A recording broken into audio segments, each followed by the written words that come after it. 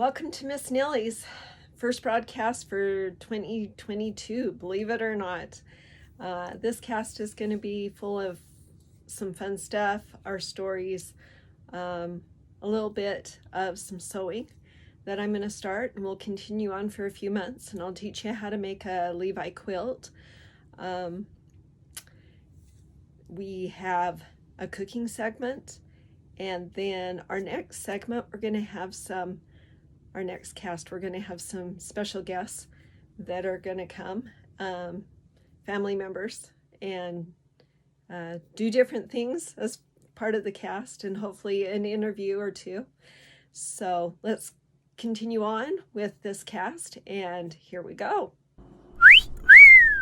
Hi everyone, welcome to Miss Nellie's Kitchen. Today we are going to do a recipe that was John's mama's recipe, and it's Rice Krispie marshmallow treats with a little twist. It's the old-fashioned way. The newer way makes them harder, and anyway, Claudine's way is just like when we used to have them, John and I. They're ooey gooey and yummy. So take this twist of the 1970s recipe and enjoy. So here we go. All right, what you'll need is a great big glass pan, metal pan, or a tin pan. I prefer the glass ones for my Rice Krispie treats and my brownies. So I like this one for the Rice Krispie treats, the bigger, because you can do them flatter instead of thicker. The thicker they are, the harder they get. So, and I just take my cooking spray and I spray them really good so nothing will stick.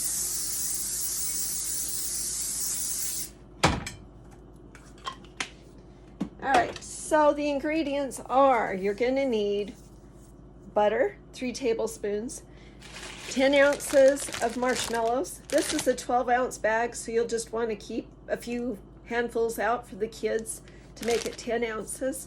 And then a box of Rice Krispie treats, or Rice Krispies, or the generic brand of them is good too. So here we go. Okay, so let's start off on the exact measurement of the ingredients so that you know what you're putting in. I put in 3 tablespoons of butter, and I put in 10 ounces of marshmallows. And you can use the big ones or the small ones. This is a 12-ounce bag, so see how many I kind of left out to make 10 ounces. And then you will need, once that all melts, you will need a tablespoon full of vanilla. That's the secret. The newer recipes don't include the good old vanilla. I use artificial vanilla, and I also use real vanilla depending on what you're cooking. For this, you're going to want the artificial vanilla. And then 6 cups of Rice Krispies, or the generic brand. You will mix those in once all that is melted and you've already added the vanilla. So 6 cups Rice Krispies, a tablespoon of vanilla, 3 tablespoons of butter, and 10 ounces of marshmallows, and a buttered baking dish like I showed you previous. So here in a second, I will show you what it looks like once it's all melted down. But that's what it looks like right now. There's butter in the middle of it. So we'll be right back. We'll take a pause for one of our sponsors. Hey guys, go to dirtroadthreads.com and look at all their awesome stuff, darling stuff. All of their tumblers and shirts and sweatshirts. She will do custom orders, and she is really reasonable on everything. We love our Gunsmoke shirts. The grandkids can't get enough of those. I've got a couple more orders in, and as soon as I get those back, I'll show you guys. So go to that website and look up what she's got available, and remember, she will do custom stuff. And remember to take your Nellie 10 code, and she will give you 10% off of your order. And here it is.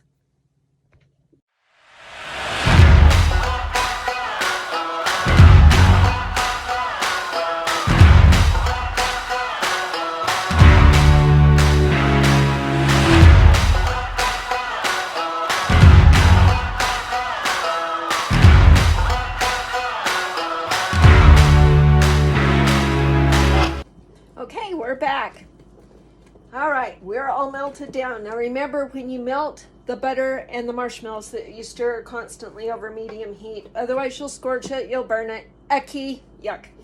So anyway, we are all melted down, literally.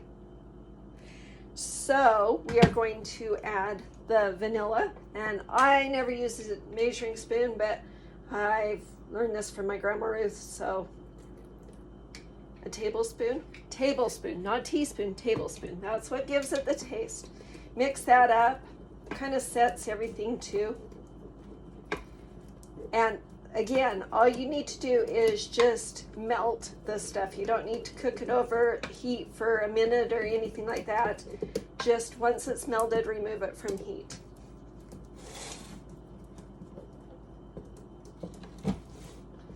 All right, that's all stirred together.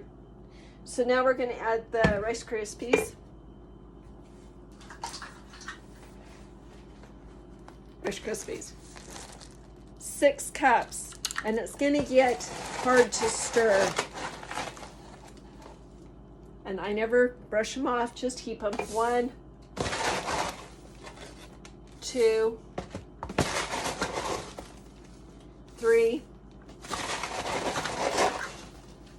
4, 5, and a big 6. All right. Like I said, this is cooking the old-fashioned way. Everybody that measures so perfect these days, I don't know. Anyway, stir it up good. Like I said, it's going to get harder to stir because the Rice Krispie treats, everything kind of soaks up those marshmallows. But keep stirring them, keep coating them. Once you get them pretty much coated, you can transfer them to the baking dish that you've buttered. Again, make sure it's buttered.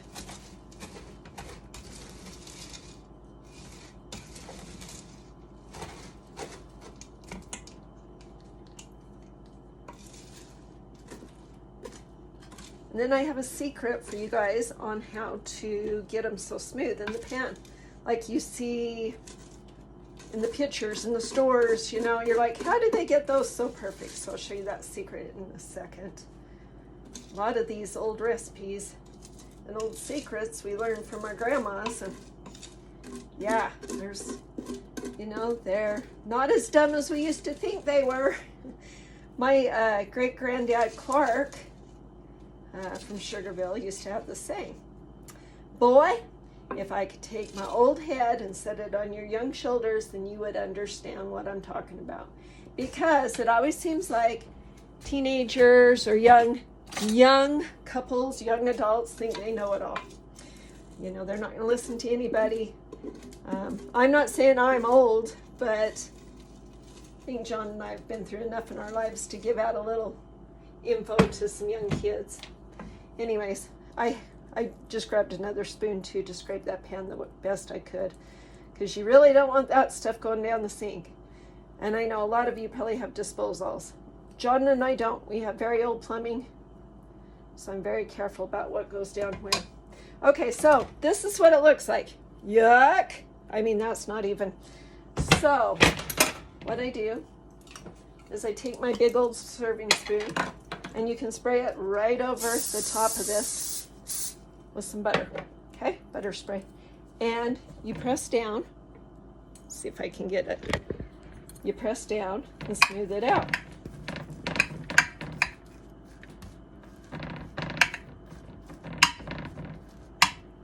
And there you have good old-fashioned Rice Krispie treats.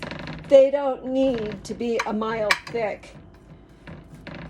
That makes them hard and dry. Anyway, like I said, there you go. Look how good. Okay, so go home and try that. And we'd like to thank John's mama, Claudine, for that recipe. And I'd like to thank Susan Rice for getting me that recipe out of her books. That was Claudine's.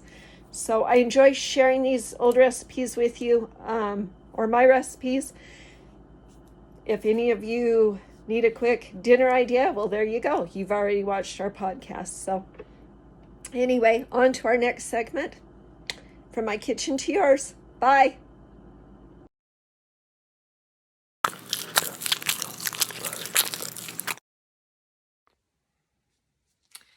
Hi, welcome to our story time. We're going to continue on with chapter 2 of my grandmother's book that she wrote, Yonder Will Be Better, by Ruth Clark Doane. I really don't know if you can get copies ever again. I know it was printed once, and Service Drug, both in Delta and Fillmore, Utah, had them. I do have a copy, so if anybody ever needs to reference anything between our family and Sugarville families that are mentioned in it. Okay, so we're going to start with chapter 2, and it's called Under the Stars and Bars. History tells us that the Hill people of Arkansas tried desperately to avoid leaving the Union, but political pressure and slavery agitation continued to plague them. It wasn't until cannon fire fell upon Fort Sumter that Lincoln demanded that Arkansas help furnish the Union with their force of 75,000 men.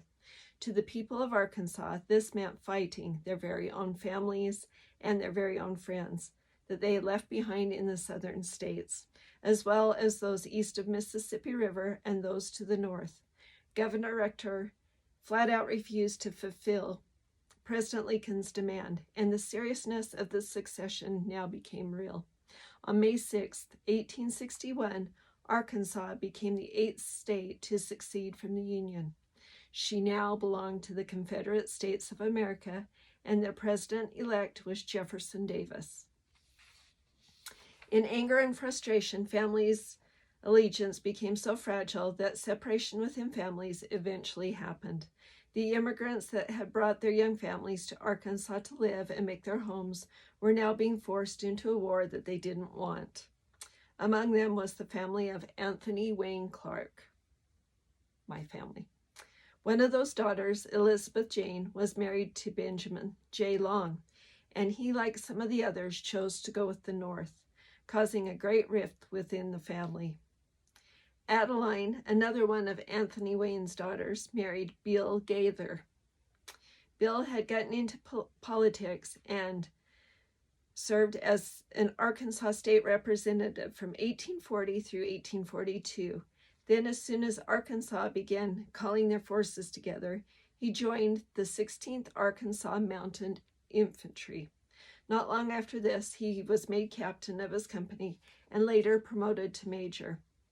Elizabeth Jane and Adeline's 3 brothers, John J., William Henderson, and Joseph Jefferson, which was our great-great-great-grandpa, chose to go with the Confederates, pledging their allegiance to serve proudly and valiantly under the Confederate stars and bars.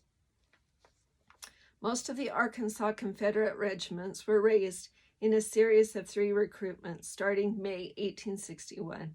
In July 1861, the 1st Arkansas Cavalry Battalion was organized with 5 companies under Brooks and Sturman. John Jay was 26 years old and living in Marion County, Arkansas. He was the first of the 3 brothers to enlist. He enlisted on August 3, 1861. John and his wife Abby had 2 sons, Hugh and Henry. They also had 2 little girls, Minnie and Sadie, that died in early childhood. William H. was 21 years old when he enlisted on December 3, 1861. He was living in Carroll County, Arkansas, with his wife Elizabeth Moss, and they had 7 children, Maggie, Garland, Tom, Bryce, Ed, Arthur, and Charles. And the 3rd brother, Grandpa Joseph Jefferson, was born January 5, 1847. Young Joe was at the feisty, cocky age of 14 when war broke out, and at that time, John and William were leaving for duty. He fitfully pled with them to let him go along. John, knowing that Joe would turn 15 the 5th of January, decided to let him tag along. Plans were for Joe to enlist then. John and William were ordered to serve under Lieutenant Rass Sermon's company, Company B, of the 1st Arkansas Cavalry. Young Joe had not yet enrolled. Milled in and around the Ramada, he tended to the horses and mules, more or less unnoticed during the training period. It was during March 1862 that their first encounter took place at a place known to some as Elkhorn Tavern and to others Pea Ridge in northwest Arkansas. It was one of the early battles of the Civil War in Arkansas. Neither side was very well organized or prepared for the battle of this conflict that it developed into. The plantings for arms, ammunition, and supplies had not fully caught up with either side by the time the fighting began.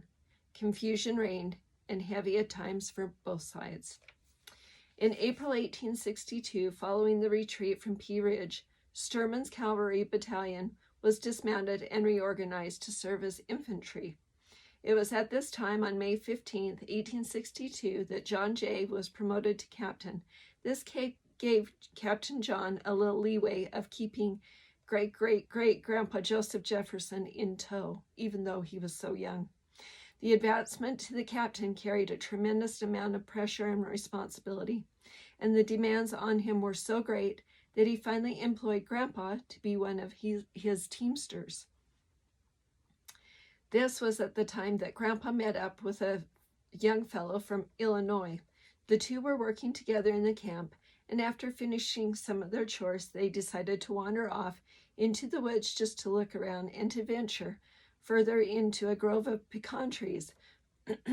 Here they came upon a small hovel of a log home, and curious as teenagers would be, they went inside to look around. Whether the owner was a Yankee or a rebel must never have entered their thoughts. But while snooping around, they discovered 3 large fruit jars filled with shelled pecans, packed in raw sugar. Playful as the young pair of young colts, they decided to filch their trove of pecans and take them back to camp. Not long afterward, an old man that lived in that log home ambled into camp in search of Captain John. After finding him, the old man said, "Captain, some of your men have taken my jars of pecans." And Captain John told the old man that he didn't think his men would dare do anything like that because he held them at such strict governorship over them. He told the old man that should he find out who had taken the pecans, he would see that they were severely punished. On August 1st, 1862, Lieutenant Rass, Sturman's battalion, was again reorganized and renamed. This time, the battalion was known as Sturman's Sharpshooters Regiment. The Clarks, William H., Joseph Jefferson, and Captain John Jay, commanding cavalry, were all in this regiment.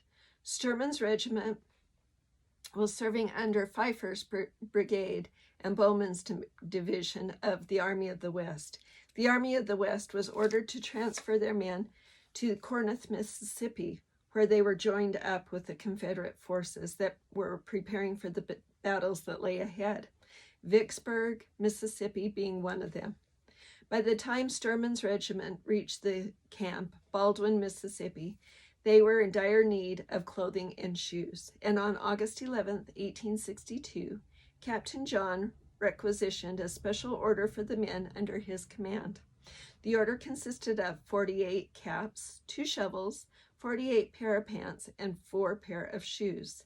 7 days later, while still at Camp Baldwin, on August 18, 1862, another requisition for 48 jackets, 1 pair of shoes were issued. Both requisitions were granted and signed by Colonel Rass Sturman and Captain John J. Clark. On September 4th, 1862, the men under Captain John, having arrived at Camp Armstrong, were again in need of shoes. 12 pair were ordered, along with 2 coffee pots and 1 mesquite pan. On September 25th of 1862, they were back at Camp Baldwin, and another requisition was necessary. This time, 10 more pair of shoes and 21 more shirts. Skirmishes and fighting continued severely at the times around Tupelo and Iuka, while South was trying to gain control of Corinth. Then by November 3rd, 1862, they were at Camp Rogers and were going into the winter months. Another requisition was made for 5 pair of pants, 10 jackets, 2 hats, 2 coats, 6 pairs of drawers, 1 pair of shoes, and 12 caps. During a battle at Corinth, the 1st Arkansas Cavalry Company C joined with Company E and was in the act of charging the Federals. The color bearer from Company E company was severely wounded and staggered, trying to keep the flag aloft. Hugh Rowe was one of the young Confederate youths who was painfully wounded himself. He seized the flag, carried it forward, and forcefully stood in the ground, claiming it as Confederate spoils. Strange as it seemed, many years later, Hugh became a doctor. When William applied for his disability pension, Hugh was the doctor that performed the examination and was one of the witnesses on the pension application. It was December 31st, 1862, the payday for the month of December, and the infantry was paid $11 per month. John Jay signed the muster rolls, certifying that his men had furnished their private horses while they were in Sturman's sharpshooters, and they were paid $140 for the month of December. The Confederate payroll was made with Confederate currency. The value of the Confederate dollar was just 50 cents back then. It was in January 1863 that the Confederate nation now had been at war for nearly 2 years, and the South was so fearful of losing Vicksburg, Mississippi, and the control of the Mississippi River that they committed one more division to help them save their valuable shipping center. One of the divisions of Van Dorn's army was the 1st Arkansas Cavalry of the Sharpshooters under the command of Lieutenant Colonel Ras Sturman, Captain John J. Clark, and great-great-great-grandpa Joseph Jefferson Clark and William H. Clark were all serving with Sturman sharpshooters. The men were in this division were constantly on the move, and after the defeat of Corinth, Mississippi, they were ordered on to the South Shipping Center at Vicksburg, Mississippi. At times, it was necessary to move the troops in the supply trains under the cover of darkness. The sure-footed mules they traveled were noisy, braying creatures at times and would make it difficult to move undetected in the stillness of the night. All who worked with the mules knew that when any of them started raising their tails, they were going to bray and loud and long. The solution was left up to the mule skinners to rope down the mules' tails before moving out on any nighttime runs. Apparently, tying the mules' tails down stopped them from braying, they learned. Prior to Sturman's sharpshooters arriving at Vicksburg, they were reassigned to serve under Greene's brigade, and they entered the action along the way with Hitachi Bridge and Port Gibson and the Big Black River Bridge. Vicksburg eagerly awaited any further help the South could send them. For at this time, that Grant threw everything he could to try and bring the end to the vicious fighting. Captain John, Grandpa, Joseph Jefferson, and William served throughout the defenses and siege of Vicksburg. William suffered an injury and was treated at a hospital and released. Vicksburg finally laid in defeat July 4th, 1863. Captain John J., Grandpa Joseph Jefferson, and William Henderson Clark were among the captives that were taken prisoner and paroled at Vicksburg. Captain John J. verified in the roll of officers of the prisoners of war captured document that the officers and the men of the 1st Battalion Arkansas Cavalry were paroled at Vicksburg, Mississippi, July 4th, 1863, and that there were 10 officers and 110 men enlisted. It's hard to see this, but anybody that ever wants this or whatever, it is a map of the fighting that Grandma compiled. She had that in genealogy through the years that was passed down to her. So anybody in Arkansas or Mississippi that's interested in genealogy, I have that. So I have the actual document that reads, I certify that the following is a full and complete roll of the officers and the men of the 1st Battalion of the Arkansas Cavalry in the service of the Confederate Stars, commanded by me and paroled by the United States authorities at Vicksburg, July 8, 1863, according to terms of the capitulation entered in by commanding generals of the United States of the Confederate and Confederate forces. And it was approved and notarized like they used to. And then they were ordered to take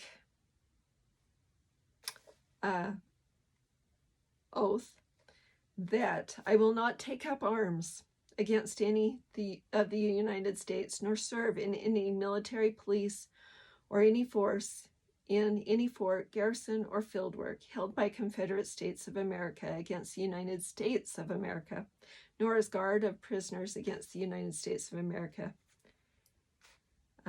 It was sworn and subscribed and signed by John J. Clark. And then the paroling officer was Captain S.W. Forgy. The later battles of the war brought untold problems with shortages of supplies, including paper, pen. Thus, many of the regiments and companies did not ever get recorded. And throughout the rest of the war, paperwork for the enlisted didn't seem to be important. And vicious as the war is, there were times when only a few were left to tell the tales. And that was our family.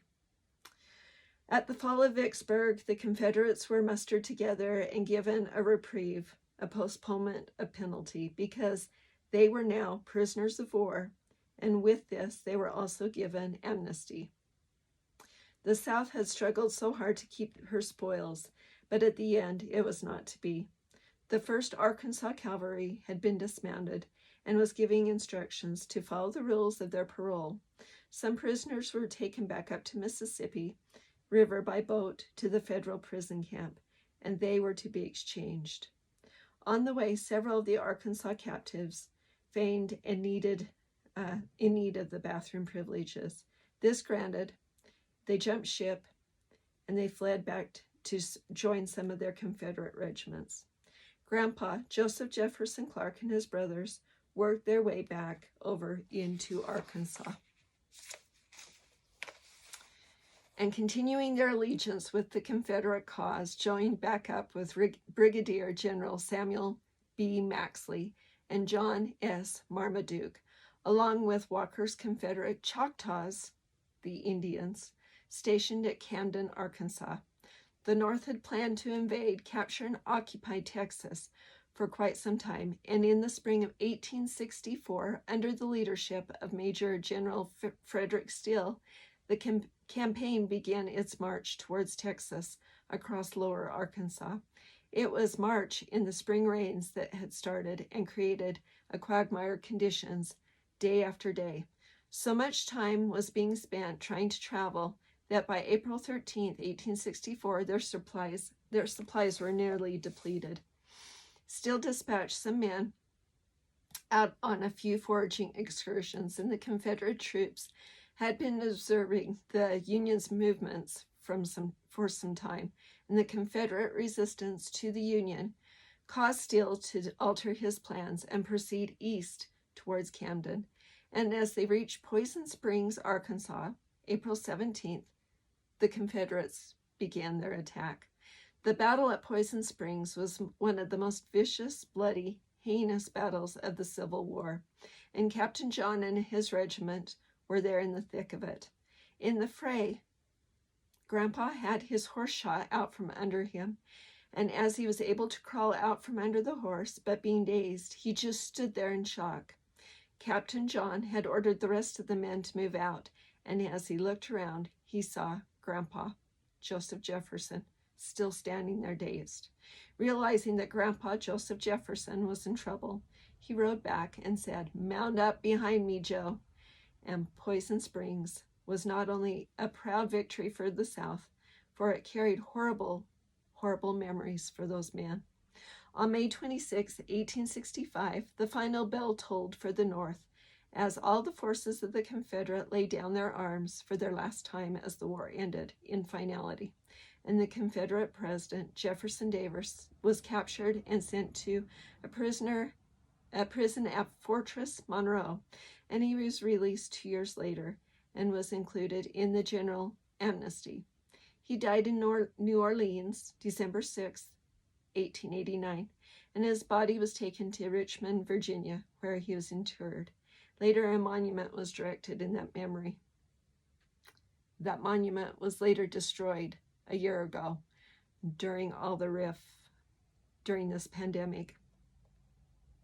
The Civil War divided the people of the United States, and for 4 years of bloodshed left a heritage of grief and bitterness.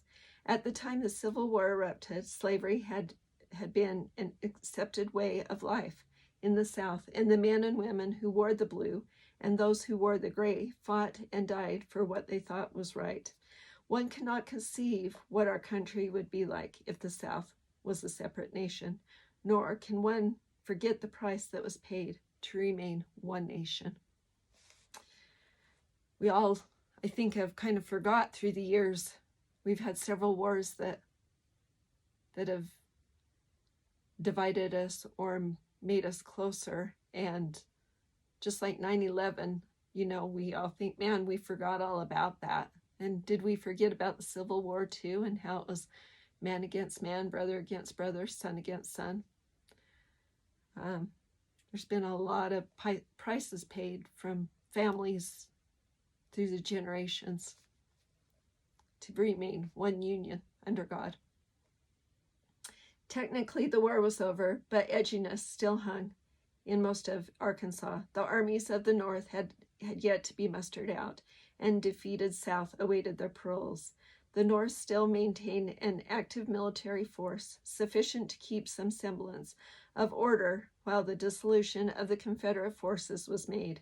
Grandpa was among some of the men under Captain John that was paroled out of the Confederate forces. A little controversy took place when Grandpa requested that he be allowed to keep his mule. Finally, Captain John spoke up and said, "Oh, hell, let him have his mule." So with his saddle and his saddlebags packed and his rifle in his scabbard, he headed home for Gaither Mountain. He and his mule ambled their way through the hills and deep hollows that were embedded with many, many patches of forest, and it was one of these patches that he came upon several fellows that were waiting to find out what he was carrying, or if he had anything that they could rob from him. They had real mischief in mind, for they had a hanging rope tied to a large oak tree where they were hiding. Awaiting his approach to the clearing, a great fear must have gone through Grandpa's mind when he realized what their intentions were. A couple bandits pulled Grandpa off of his mule and proceeded to walk him towards the hangman's noose. The leader said to his men, "Hold up, let's see what the little devil has in his saddlebags." And as they began unloading its contents, he discovered that they belonged to Captain John J. Clark. "Oh, hell, I know John Clark," he said. "He's a high-ranking Mason. He and I have attended many lodge meetings together." To the captors, he said, "Release him and let him go on his way." He also told Grandpa, Joseph Jefferson, to be extra cautious on his way home, because there were still many who carried the hatred of the Confederates, and they were not being too well accepted back into some of the communities. Much of Arkansas lay in wartime ruins and disarray. The scars of the war would ever be present, and Gaither Mountain and her people have fared no better than the rest of the country. Women and children and old men had been left to fare as best as they could. Little did they know, anyone realizing that marauding bandits and troops' movements through North and South would march across their country, burning and pilfering as they went, and leaving the country in a pitiful array of death and destruction. Grandpa went his way home, entertaining the thoughts of being back again, hunting with his coon dogs, a luxury he had not been able to dream about in the past 4 years. For time was seldom spent with plans beyond the next sun-up. In his dreams were thought of William and his entertaining at his social events with their music, for they both played fiddles, Grandpa the lead and William the tenor. His trip home had indeed been time to reminisce.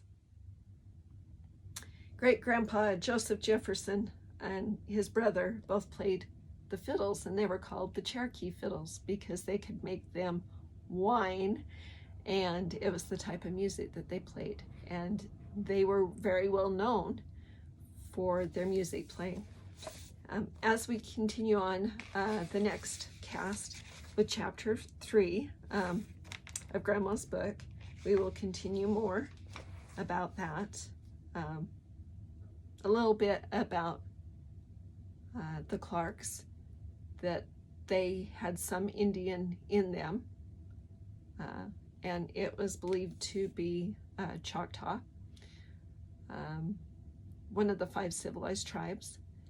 And little did they know that they would, 2 of the brothers would meet up with 2 Indian princesses of the Cherokee band.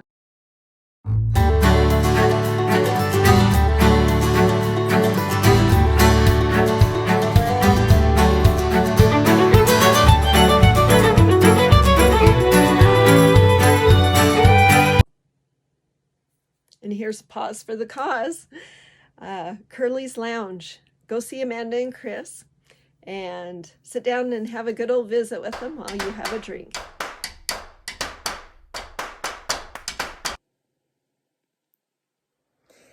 Hey guys, I just thought I'd do a quick little memory story. We're going to start doing those little segments too. I have tons of memories and little cute stories that I've inherited, been told, and seen. So, been reminiscing a lot lately since my mom's passing. There's been an awful lot of hurt and sorrow through her passing, and a lot of evil doings that were done prior to us. And so we're just getting to the point that we are able to actually grieve her and miss her.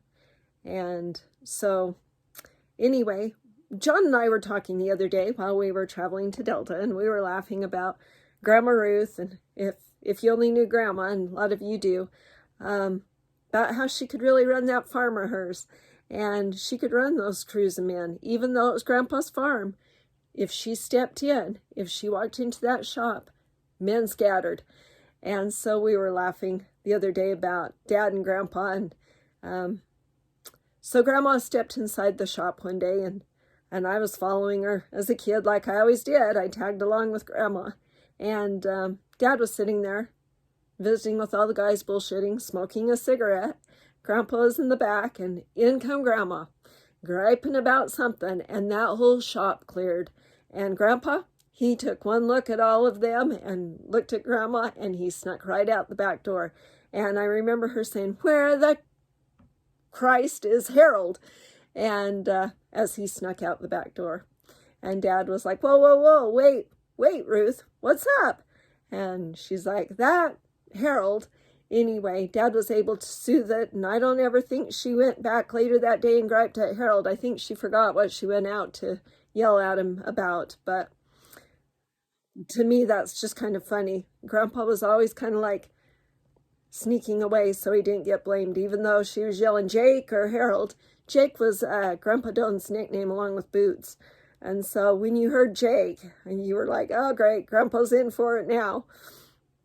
But it always seemed, even though Dad and Grandma kind of had a rift between each other, there was some love, and Dad was always able to sweet talk Grandma back to her good old spirits.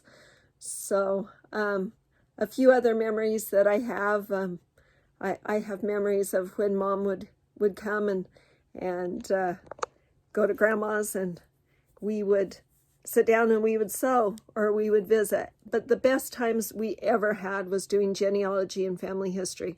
I grew up doing this. This was our life. This is everything that Grandma Ruth had to pass on through the years. They didn't have TVs and stuff back when great Grandpa Joseph Jefferson Clark was around, or when Grandpa Doan's people were around, or that fact, the Iversons or the Kellys. Everybody sat down and did genealogy, and they wrote down those memories. So a lot of the good memories was the genealogy bit. And we used to have family reunions. Oh, I remember those as a kid. and a lot of you will too. Carla and Gloria Dawn and Robin and Mike.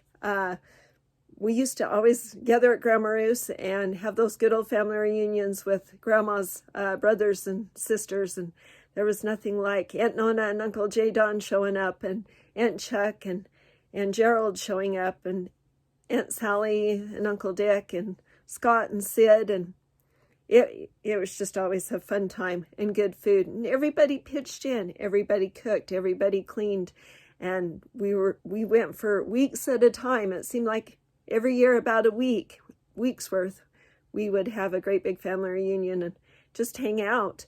A lot of us would go up to the cemetery. We'd do headstone rubbings. A lot of us would go out fishing or go out to the farm and hang out for a day. For those that weren't really familiar with farm life, they thought that was grand to go ride Grandpa Doan's tractors. So there's a few of my memories, just starting that off. And through our casts, I'll reminisce of a few little short stories, and hope you guys will remember that. And anyway, that's what's special to me, and the memory of my mom is special to me. Like I said, even though there's been some hurt there, there's a lot of good memories and a lot of things that we need to break those, and here we go again, generational curses. And I will not allow those generational curses in my life or in my family's life again. It stops here. To where these children of mine and grandchildren, they will never have those generational curses. They will just remember the good times like they should. So anyway, back to our next segment. Love you.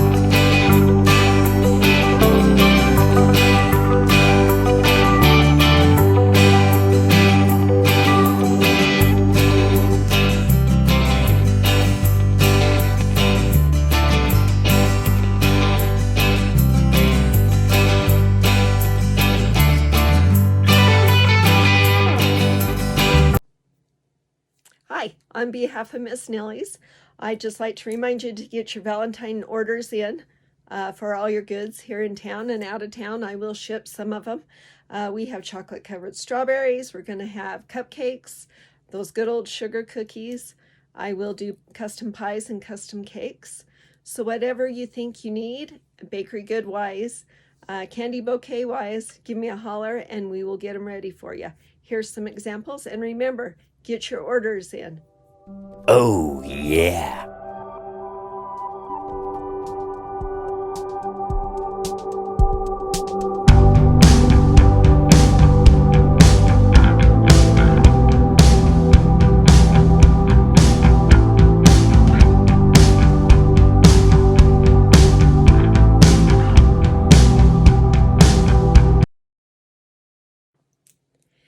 You know, I'd like to take a second here and thank our wonderful sponsors that we have for this cast. And they're hometown people, and they're also some out-of-town people, but that kind of believe in the old-fashioned ways and then do some really cute products.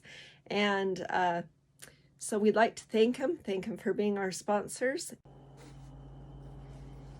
Hi, everyone. Welcome to my kitchen again, my sewing room, my catch-all room. Everybody gathers room. We're like the Waltons. It's the kitchen. Wish the kitchen was maybe 8 feet longer or wider, but it's okay. Love grows in small homes, and I wouldn't trade this home for anything. So we are going to start doing sewing segments. I love to sew too. Wait till it's summer. You're going to get gardening segments. But this year, I think it's time. I'm going to do a quilt for John and I for our summer bedspread or quilt. I try and do quilts about every 2 years or so and use them and then rotate them off, package them, and then that way later on my kids and grandkids have something that's special that I made. I cherish the quilts that my grandmothers made me. Grandma is still alive, and I cherish those just as much as ever. I used to help her make them, so there's the memories. So this year, we are going to do a Levi quilt. Now, a lot of people believe that Levi quilts are heavy and warm and everything, and they're really not. They are cold. It doesn't matter if you use flannel or not. Levi is just cold. So through the years, Grandma always made Levi quilts for the summer. And we made them thinner, but they were cool. So what we're going to do is I'm going to show you what I've got here, and then I'm going to show you after I get them cut up and about how many pieces you need to make a quilt. Also, you won't have enough unless you have oodles of jeans to make a whole quilt. So you offset it with whatever color matching you want in your room, with different squares to fill in those colors. And then you can also make curtains to trade out for summer, spring cleaning, to give it something different. So I have a few jeans that I've cut, whether it's with the kids or whatever, to make capris or to make shorts. So I've got those, and then I've got a few of John's jeans that he's worn holes in, and so I've got those. On my quilt, I'm going to include the pockets. I think they're cute. Pockets actually, even though they're frayed out like this one, they have the inside that's not frayed out, that you're going to cut out and around. So if you want pockets included, that's fine too. I thought kind of a cute idea would be to put a pocket kind of close to the center where John lays, so he can slide the remote in, so we don't lose the remote. So anyway, look in your closets for some jeans. I've got about 3 pair, and then like I showed you the scraps from cutting jeans with the kids to make shorts. So I'll be right back, and I'll tell you how many squares that you need and how big mine are to fit the pocket, and then how many coordinating pieces you will probably need for a queen size quilt. I can also give you measurements for a king and a twin. So I'll be right back.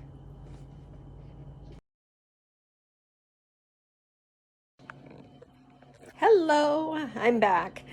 All right, so I finally got most of the squares cut. I've still got one more yard of fabric I need to cut. For a queen size quilt, you'll need about 140 to 150 squares. Mine are about 6 inches by 6 inches square. You can make them any size you want, but that's the standard. I always just kind of do 6, and that way you can fold them in half triangle. So I have chosen to do 4 different shades of material. I only have 3 cut up. Like I said, I've got one more yard to cut. And so the regular standard material that I got, just get a yard each if you're doing a queen size. And then prorate it down as you need it for a full or a twin. If you're doing a king, I would double it. I would get 2 yards. And then however much jeans that you want to cut up to offset it, I did 3 pairs plus those other scraps that I had from shorts. So I cut up 3 pairs of John's jeans. I also got a couple of yards of lace, and I'll show you how I'm going to incorporate that too. So for our first segment on our quilt, for a queen size, again, you'll need 140 to 150 squares. So I'm going to let you do that for the next few weeks. Go ahead and measure and get all those cut. And then when you come back, I'll show you how to start putting it together and making designs. So I will see you next time on our Valentine's edition, and we'll sew the quilt top, and then we'll have another craft segment of our Valentine lighted up gnomes. So love you. See you next time.